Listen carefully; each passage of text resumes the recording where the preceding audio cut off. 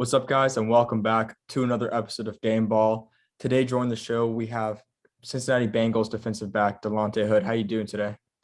I'm doing good, man. How about you? I'm doing well. And, as I mentioned, you signed with the Bengals.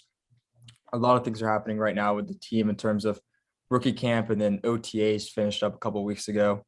But how was that? How did that all go for you?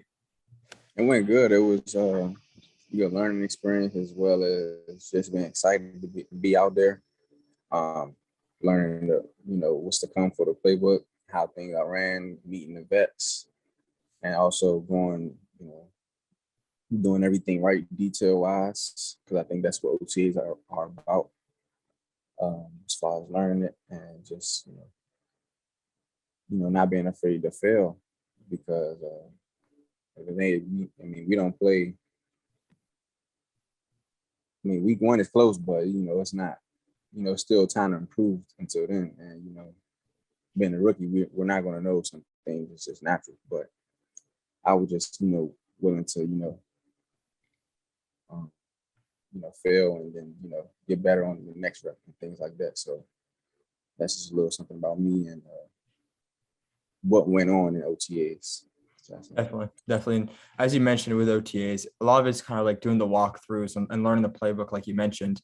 But so in college, you played at Glenville State and you played at Peru State, and you had to learn two different playbooks already. And I'm not sure if you learned the Toledo one or not because you're only there for a year. But how much has it helped you though going into it, learning a defense already in college where you ran zone, learning a defense already where you learned man? How does that help you learn and pick up on the Bengals playbook? Well, I guess it's really um, mainly knowing the players around you and learning the scheme of the defense, like what our issue is, and what are we protecting in this coverage, and what are we giving up, and knowing yourself as a player. Really, I think the coaches, I think Glenville State recruited me for a certain reason, so it was easy for me to pick up on plays there. And at Peru State, it was mainly just man. So I mean, it's not too much logic in that, unless you're watching film, trying to get information on your opponent as far as a receiver for me, and scheme. Mm-hmm. I would say scheme wise, and just knowing how they want to attack you. Like if you have a problem, if you have a weakness to your game, teams are going to try to attack that. So most of the time, it's just what you putting on film, really. So I would say learning the playbooks though were easy because not easy, but just putting the time into it made it easy. Because I'm gonna go over step by step each day, and then I'm gonna watch my opponent. Whether I have a week to prepare or all off season to learn what we do, and I think that's the best thing. Just learning what your defense is supposed to do. Mm-hmm. What are y'all supposed to? What's the objective of each coverage? So. Yeah, for sure. Another thing you mentioned about OTAs that were important, and you even just mentioned it now, is kind of knowing the players and knowing how to, play with your team and the players around you. And obviously it went by kind of fast, but specifically with the rookies, you guys were all kind of stationed in the same like hotel room for the whole week or a couple of weeks of it. So how was it like just bonding with those guys? It was good. Especially I bonded with the DB rookies a lot.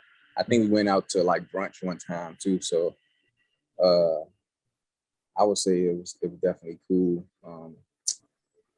Hung with Eli a couple of times. Getting knowledge from Cheeto a couple of times. So, but bonding with the rookies has been, good because just learning like, we all just coming out of college, learning like our backgrounds and how we ended up here and just getting to know Cincinnati more. So, I mean, I think it's good for me. I don't see any bad or other things coming out of it. Definitely. By any chance, did you know like Tyson Anderson before you went to Cincy? Because he played at Toledo and you obviously were there for a year, but I don't know if you guys passed across when you were there. Yeah, we was we was in the DB room a lot. So I mean I knew Tyson just like, off of a friendship level, not really as much as like a football player, just because of the brief time I was there. But I knew Tyson was a cool person. I mean, Tyson was the first person I met prior to Toledo, like as they were recruiting me. So Tyson was the first person that I met. So I mean, I know Tyson, and we talked a little bit. We were talking a little bit before, and we're more connected now, just because we have to learn the same playbook. We're most likely going to be on the same side of the field, so definitely something I think always been there. Definitely. And then another thing I want to bring up with another type of relationship was, so I remember when you were talking about the pro day at Nebraska, and I listened to an interview, you were talking about Cam Taylor-Britt without actually knowing it was going to be Cam Taylor-Britt, and now he's your teammate. Did you ever make that connection that you happened to be at the same pro day together? Are you saying like, did I know him Well, after? I was just wondering because I remember when you were going into the pro day, you were saying, yeah, Nebraska has this really good defensive back that you're going to have to go to the same pro day as, and it happened to be now your teammate. So I don't know if you guys made that connection together. Yeah, Cam is definitely a good teammate to me.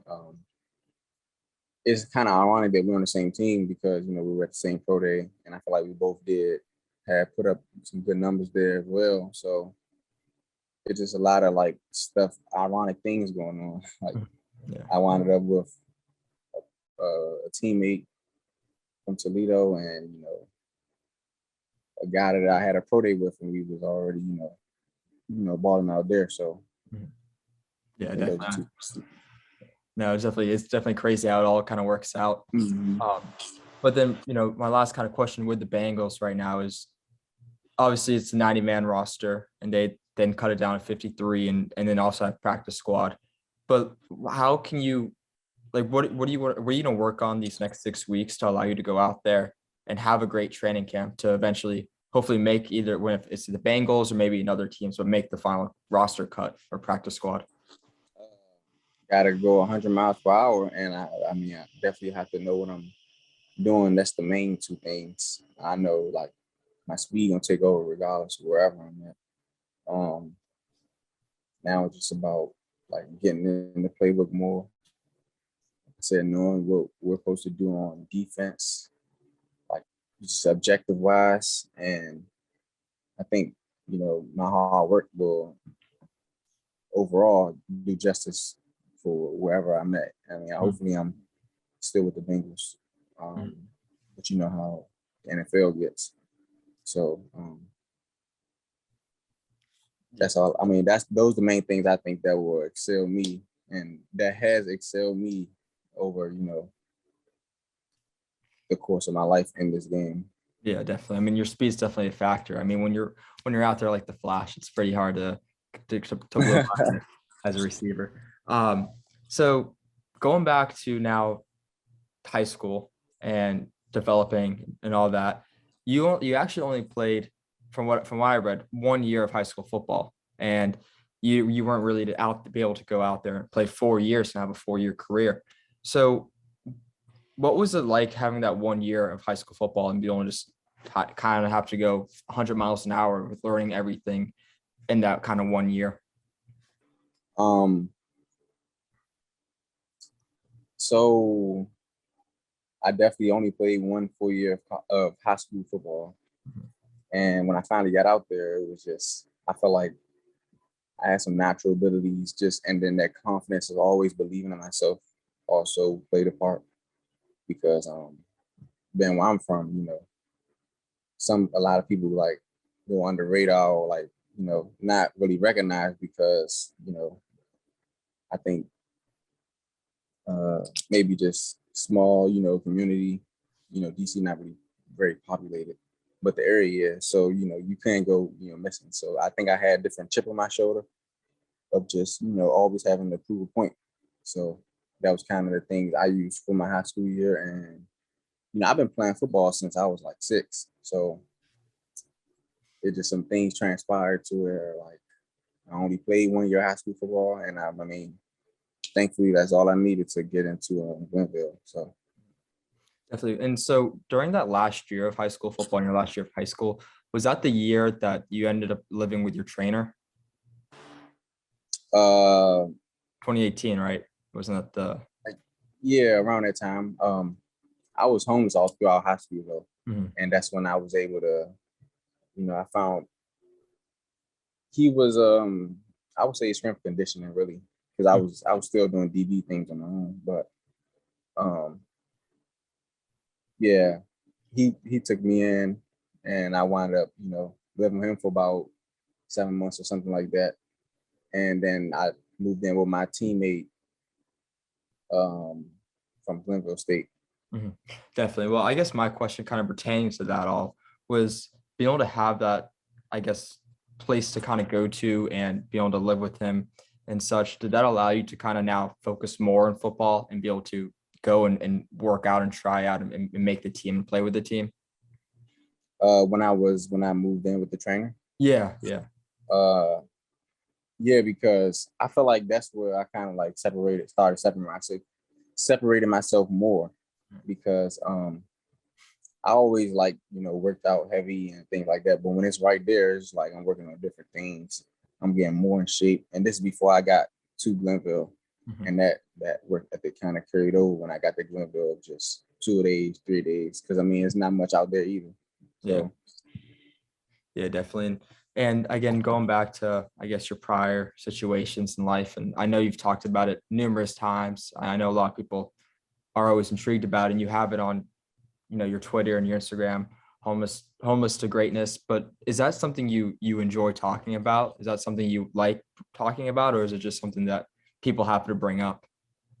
um, it's kind of like both, because I mean I used to see it as like a I don't know, something to talk about in a bad way, but now like for me I kind of like appreciate it more every time I talk about it, because it made me who I am as a person and a player, and just created a different like I would say it woke something in me, like to to do what I do basically. And when people ask about it, I kind of like either probably smile before I talk about it, or I just don't mind talking about it, because like I said, I just appreciate it that much. Mhm. And also, like I said, I enjoy talking about it myself. So I mean, it's not something I would like boast about, because I mean, it is what it is. I mean, but it's like people always want to know, like and the more people ask, the deeper I get into it. But I feel like those was hard times, and like I said, that made me the player and person that I am today. Mhm. And my thought process is different Yeah, for a lot of things. definitely. I mean, I was just gonna say, like, do you think going through those type of situations allowed you to be more, I mean, want to work harder and just kind of be more appreciative of like the things you have in life? It definitely pushes you to like an edge of like,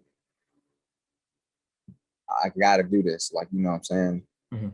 It's either that, and just like also at the same time humbling too, Mhm. because you really don't have nothing. But I had nothing but this game to rely on. So, and that's like, I mean that in the most literal way, like nothing but the game. And just looking at everything as a whole, and from what I at least was able to gather from things I've read and other interviews, you went through a lot of adversity. And in ninth grade, I saw that you got your place evicted with your family. You had to live in a motel, and then you went to juvie at some point. Then you were homeless on your own. And just with the three things, like you said, that football was always a constant. That's all like you kind of had to work on. But how did you not let it break you? How did you not have those say, you know what, it is what it is. Like I should just move on. Well, I would say the mixture of already playing football. I kind of love football already, Mhm. and then like that mixed with the motivation of like what I was seeing and going through every day. Like like you said, like before I was homeless, my family was already always poor. So that was kind of something I always had in the back of my mind. Like, all right, even though I'm homeless now, like they're still poor. So it's like it's kind of like just putting things on your back, like wearing it on your sleeve, still being able to have that edge or that motor to, just keep going. So that's what I think makes me different from a lot of people. And yeah, I think it was 8th grade we was evicted. Mhm. 9th grade, that's when I was on my own. Okay. I did wind up in that juvie thing because I was listed as a runaway, but that was only for like, month and a half, something like that. So, I mean, it was definitely a lot of adversity, a lot of time to also have a lot of downtime to think because, I was already surrounded by a lot of bad things. So it's not something I wanted to fall accustomed to. And And so I guess when you were in juvie, you had your family come and visit you every once in a while. And how important was that, just being able to see them? I actually it was like my uncle came to visit me. I think that was about it, really. Oh, okay. Because, I mean, that was like, I would say that was probably rock bottom for me, for real. So was it, mean, sorry. What were you saying? no, you good. I was saying that was probably rock bottom because, I don't know how jail is, but, that kind of felt like jail to me. Yeah. And so. Well, I was just gonna say, well, in that case, was that hard on you not being able to see your family then, if they didn't I mean, really? I was already not seeing them because, I was on my own at that point. Yeah. I was worried about like how I had to, because I knew I was gonna, like, it wasn't like I was in there for any reason. I knew I was gonna get out of it. I was worried about how I was going to improve in football. Like, I think my mind was always on this goal right here. And even in there I was working out, like, of course. But, just always being locked in and not worried about all the negative things around me. Mm-hmm. Well, then how did it kind of happen where, because I know you had 6 siblings and obviously your mom, but how did you kind of get separated from it? Did you just want to move out, or was it just kind of like things happen and it happened? So I would say it was I always tell people to make it make more sense. It was like some religious issues. Mhm. Not that I have a problem with religion, but they kind of made it like that. Being that you know, high school game days were the, so happen to be the days that, days of worship for them, my mom and them, and like that. So that kind of kept interfering, and I basically had to choose between, they made me choose between quitting football. I couldn't be there no more, so I kind of bet on myself, and I didn't have like any love lost towards them or bad blood. I still knew what I had to do for, them, but I just didn't think they understood what I was trying to do. So it's kind of like betting on myself. I always bet on myself, I feel like. But then now, just looking to now football, talking about football and the football perspective of things, you had that 1 year of football, like we mentioned, in high school, and you could be the greatest player in the world, but if you only play 1 year of high school football, it is extremely hard to get looks, especially from a D1, even a D2. I mean, just schools in general. And you ended up getting the Glenville State offer. It was kind of virtually a walk-on offer. It wasn't a ton of money involved, and you earned it because you stayed in contact. You kind of had to help form those relationships. But just being like hear that you have a chance to play more, another 4 years at the least. Like, how did that make you feel?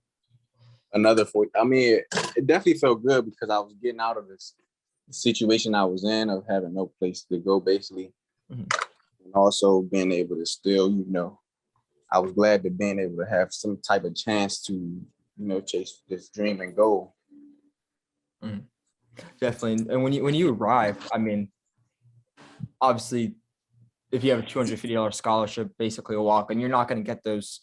You're not going to be like, hey, you're the starter. It's how it goes. Yeah. You're not going to get that right away. You were 6th on the depth chart. So how were you able to just say, what, I got to stay focused? So being 6th on the depth chart, like I said, I always knew that I had to, work for everything that I wanted to have. And, it was kind of like I said, just knowing what I don't have. Like I know back at home, I don't have nothing. Like, so at that time. And just like, I don't know, I would say just it was a constant motivation. Like I was always reminding myself that like you got to do this. Basically, I was always pushed to that edge and that extent, and just I wouldn't even say that I had natural abilities. I think everything that people think of me now is things that I worked for and like on my own. Um, God given abilities and things like that, and I also kept God in my life. I wouldn't say that I did it all on my own, but yeah, those. I mean, and also I knew that I had to stand out some way. Like at first, it was standing out on the team, and then every goal just became bigger. Mm-hmm. Standing out on the team, standing out to the coaches, then standing out in the conference, then standing out in all of D2, then even making some noise to on the D1 level. So I mean that's when I won an All-American. So I mean, you mentioned it. You had the goals. You knew you had to go step by step. You couldn't just go from A to Z. You had to go A, B, C all the way through. And one of the biggest things that happened for you was week 4. You come in and you kind of virtually become the starter after the player ahead of you was making some bad plays. And you found out like a series before. You didn't really know what was going on. But when that happened and you realized you were going in, like were you nervous? Were you worried? Like what was going through your mind at that moment? I just kept saying to myself, I remember I kept saying to myself, like, it's time, you know what I'm saying? Like, I don't know, it was just, I wouldn't say it was nervous. I wouldn't say I was over, like, confident. I was just anxious, really, to just be out there because I didn't really know what to expect. I knew that I was studying the plays, but, that type things just come with the experience. And they was basically just throwing me in the fire. So, I was ready. Looking back, like,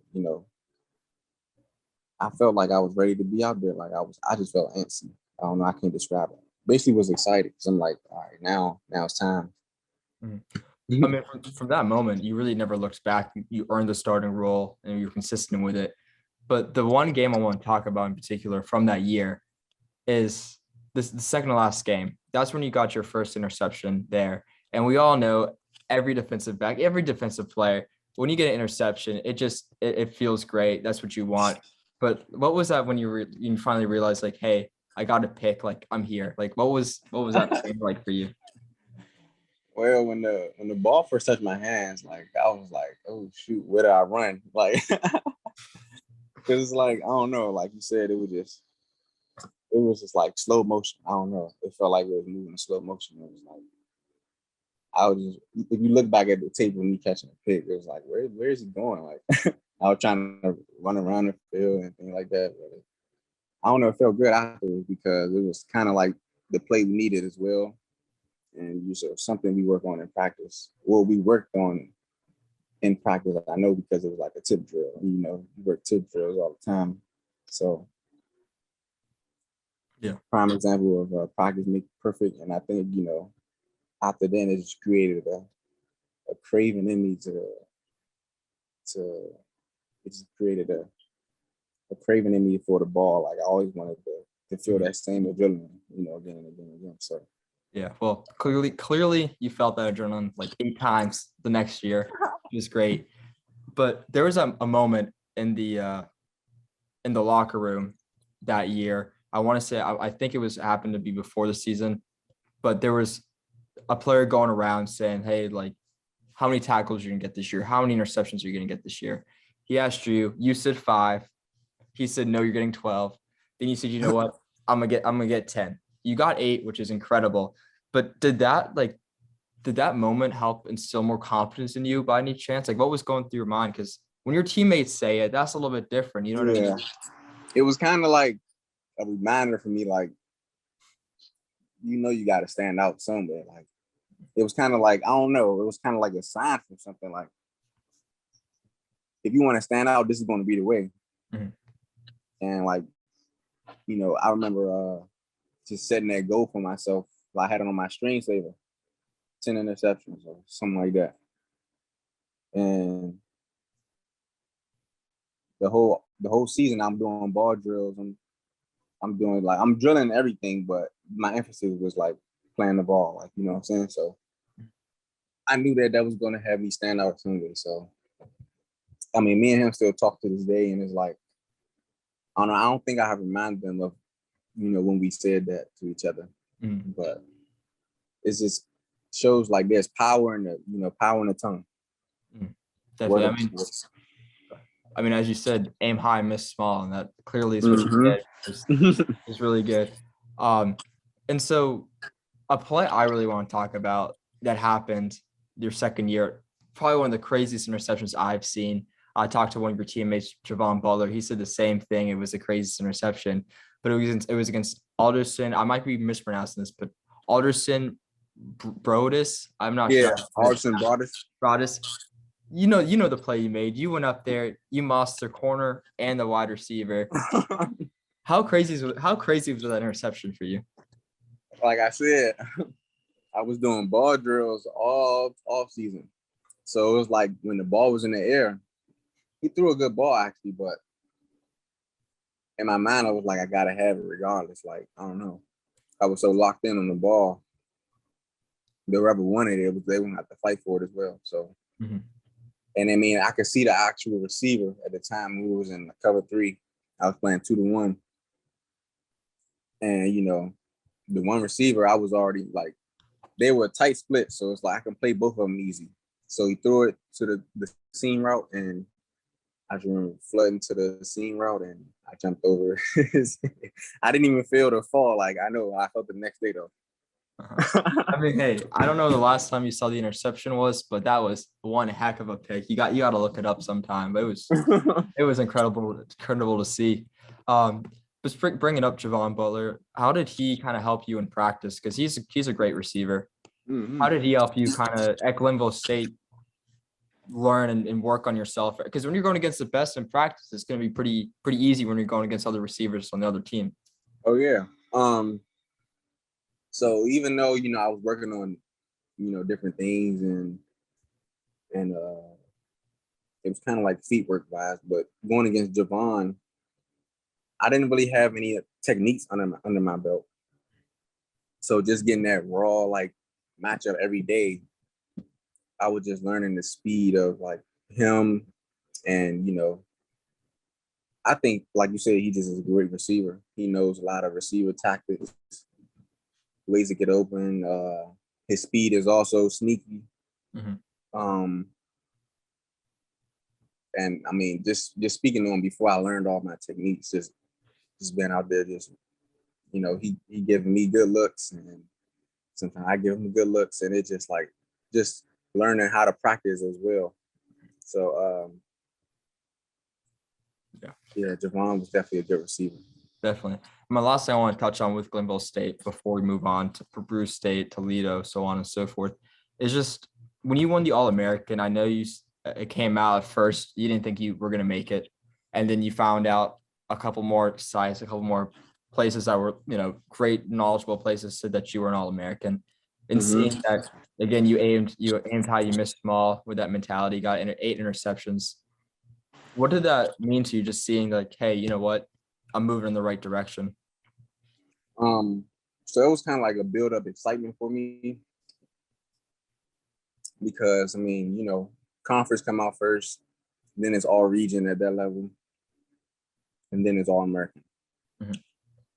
So making all American was definitely, I don't know, that was probably the first milestone that I hit that I knew like, all right, anything I set my mind to and, work for constantly, I can get, because I don't think, nobody outside of me and a few of my teammates could have seen like, that coming from me, coming from Glenville. Because even at D2, we weren't recognizable or noticeable team. So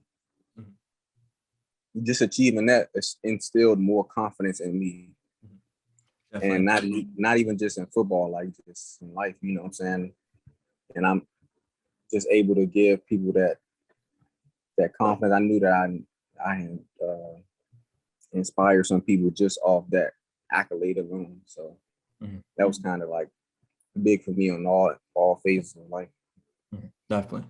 And so, having that great year, after that you entered the transfer portal, and you, from what I understand, is you did it. You entered the transfer portal without really having assurance that, hey, this team at the least will be interested in you. It was kind of a leap of faith in a way. But how did the whole Toledo thing work out? Because from what I read, it wasn't I guess the scout that saw you wasn't really going to intend to see you. He was going to see someone else.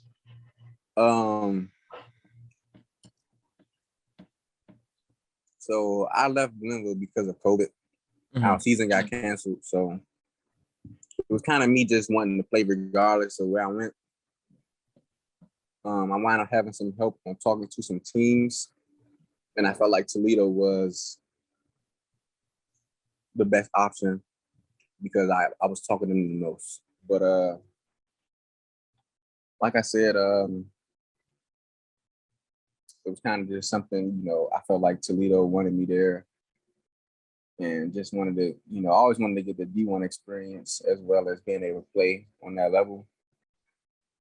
Just, because, I don't know, when I committed to it, it was just like, okay, I'm ready for this. When I got there, it was a rule, like you can't transfer up. So I wound up not being in no real rotations until about like week 3. And it just messed up. Like it was a 6-week season. I didn't, like I said, until week 3 is when, things started really rolling because we did a case, we fought the case on it. We wind up taking that long to win. So yeah. So I mean, again, you wanted to get on the field too, which was a big thing because like you said, you left Glenville for the sole purpose of playing. Exactly. And Toledo, again, great place to go. You transferred up, you made D1, which is awesome. That was your goal, is like you said, you've always wanted to play D1. And again, it didn't really work out for you. But knowing that you had the chance to play D1 if you wanted to, does that give you the confidence you really needed of saying, you know what, it doesn't work out, but it doesn't mean I couldn't have played there?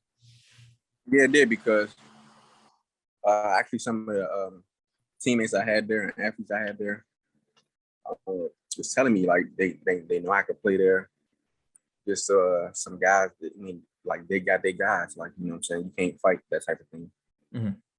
And also because I wasn't like recruited out of high school, but just knowing like they see that I have the potential to play and things like that. I mean, I knew by the number they gave me that they seen something in me. You know what I'm saying? Definitely. And you end up, kind of falling to the right place in terms of, although it may not have been where you wanted to go, because in a way it was, I think the order, it was a little bit below D2 with Peru State as an NAIA, but you got to play, and that's all that really matters. If you get told you could play, that's all that matters.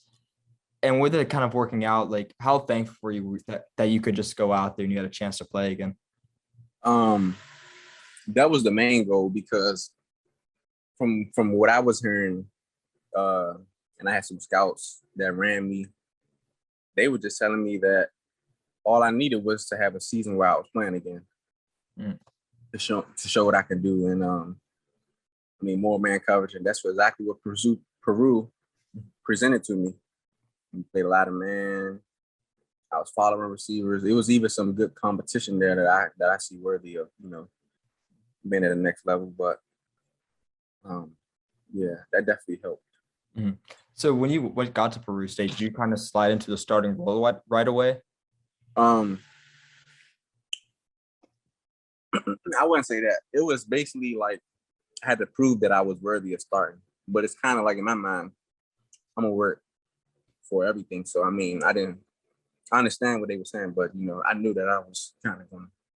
Yeah, definitely. And one last thing I want to touch on with Peru State is, yes, you guys were obviously great. You had the number one defense at one point. You worked extremely hard. You had a great season there, but I guess it doesn't necessarily relate to the seasons itself. But my question is, like Glenville State was surrounded by mountains. It was kind of a small community. Wasn't much to do around it necessarily. Peru State, as people know, it's in Nebraska.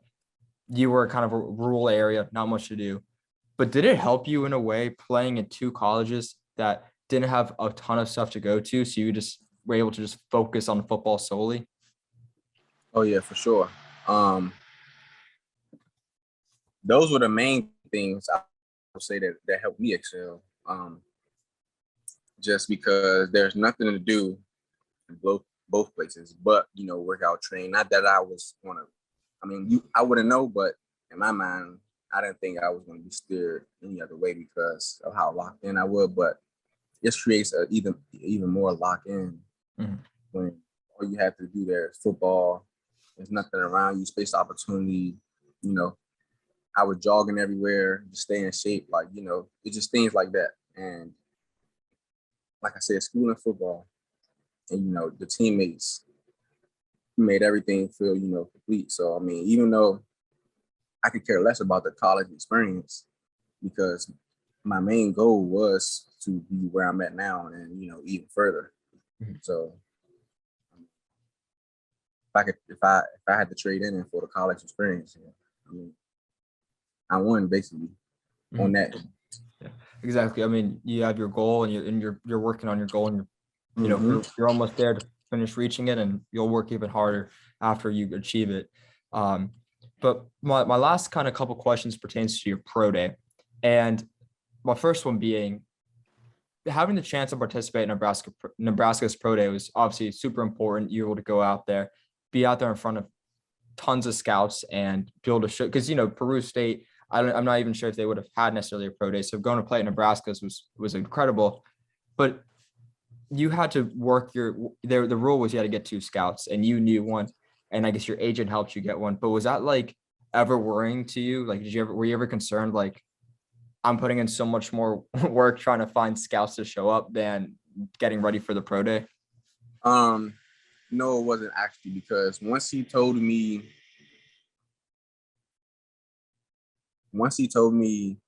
that all I needed was two scouts, and he already had one. Yeah. I had one that I was talking to regularly. So it's kind of like in every crew in the area. So I was like, shoot, I told him that I was training. I told him that I was running in the 4.2s in training. And I'm like, if you want to see that, be there. So it was kind of like just, a win-win situation on that. Because, I mean, he had one and I had one. So it was good. It was good from there. Definitely. And then on top of it being Nebraska and the Big Ten, another plus. Yeah, definitely. My last question was going out there. I mean, look, every person's going to say the same thing, even if they want to admit it or not. But I have to say, like, were you must have been nervous going out there in front of all these scouts watching you run these drills, right? Come on. I would say it's real different from training with you and your trainer and maybe one or two other dudes than to having all the scouts watching you, maybe even two scouts per team, and like coaching and like it's different. So I was definitely anxious out there. I wouldn't say I was nervous because I was working on it heavy. And it's like kind of like it was second nature. Yeah. But anxious, yes, I was, because I don't know, it's just the environment changed completely. So yeah, definitely. And then it's more things on the line at that point. I remember I even slipped on my 40 a little bit. People might not can tell, but I was so nervous that, I mean, on that part that I actually slipped a little bit. So I was like, geez. So you slipped and you still managed to run I keep on forgetting, 2.29, right? Is that what or a 4.29? Sorry, that's what I meant to say. A 4.29. 4.29. Well, they range with 4.29 between 4.35. But yeah. I mean, that's forgot 4.35 is still super good. I mean, nonetheless, that's really good, man. That's really good. Well, Delonte, I really appreciate you coming on.